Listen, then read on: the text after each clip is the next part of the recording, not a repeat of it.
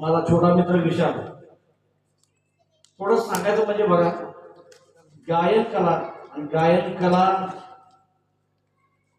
पहिल्यापासूनच अंगात विशाल सरांच्या वडिलांच्या मध्ये रब्बी साहेबांचे खास भक्त आणि तोच कलेचा वारसा घरात गुणगुणत असताना छोटा विशाल हे सतत चालायचं त्यांच्या घरात वडिलांचं मुलाचं.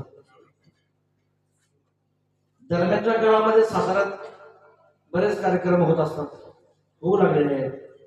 असंच एक प्रसंग होता. पावसाचे दिवस होते आणि त्या पावसाच्या वातावरणामध्ये हे बापले चालले होते.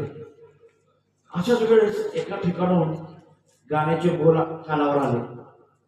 दोघांचेही पाय थांबले. तेवढ्यात तिथून एक प्रेक्षक आला. म्हटलं पाऊस तर आहे, भिजण्यापेक्षा खरंच 4 गाणे ऐकू. दोघंही बापले तिथे गेले. कार्यक्रम सुंदर होता, छान होता, पण जो कला उपासक आहे तो कधी गप्प बसत नाही. तळमळ होती त्या माझ्या मोठ्या बंधूंची, तळमळ होती. त्यांनी रिक्वेस्ट केली, मला एक गाणं गाऊ द्या. पण त्या ठिकाणी ती रिक्वेस्ट मान्य केली गेली नाही.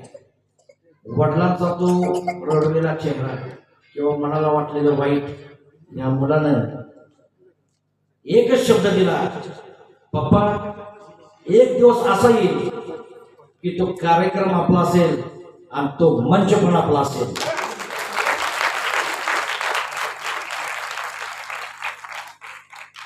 मी 2018 पासून या क्षेत्रात आहे.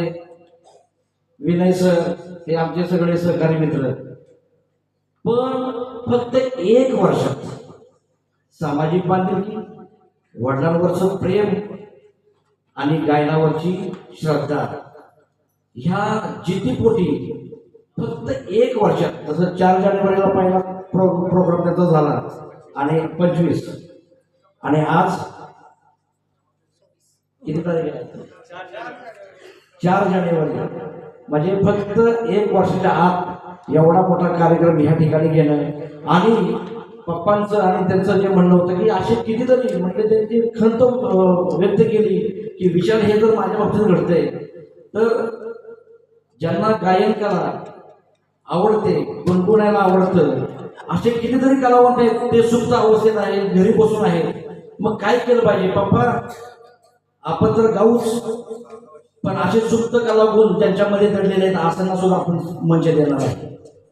आणि त्याच्यामुळं आज नुसतं साताऱ्यातच नव्हे तर साताऱ्याच्या बाहेर सुद्धा आज इथं या सकाळी 9:30 वाजल्यापासून या मंचावर जातात. तर याचं सर्व श्रेय ह्या पिता आणि पुत्रांना आहे. आणि आपल्या सर्व सातारकरांचं प्रेम या दोघांवर आहे, आमचं आहे, तुमचं आहे. आणि असंच ही सेवा त्याच्या दोघांकडून घडत राहून पुढील यशस्वी वाटचालीसाठी मी त्यांना शुभेच्छा देतो. आपल्या तमाम सातारकर मित्रगारांच्या तर्फे शुभेच्छा देतो. धन्यवाद.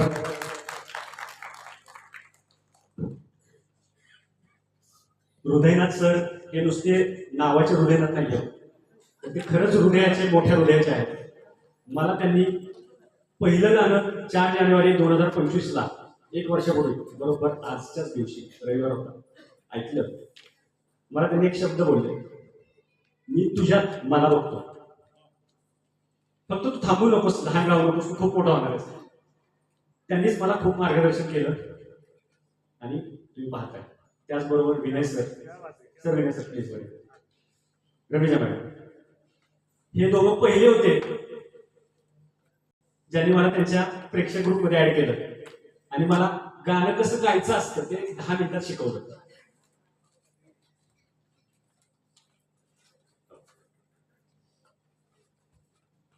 सरांनी स्वतः येऊन मला खूप प्रोत्साहन दिलं. आणि आज सुद्धा परदेशी सर आहेत, संजय परदेशी सर, त्यांनी मला खूप सपोर्ट केला. सर प्लीज या स्टेजवर. रमीजा दिदी, विनय सर मला निस्वार्थीपणे मदत करतात. माझे वाईचे सागर वायनाड सर,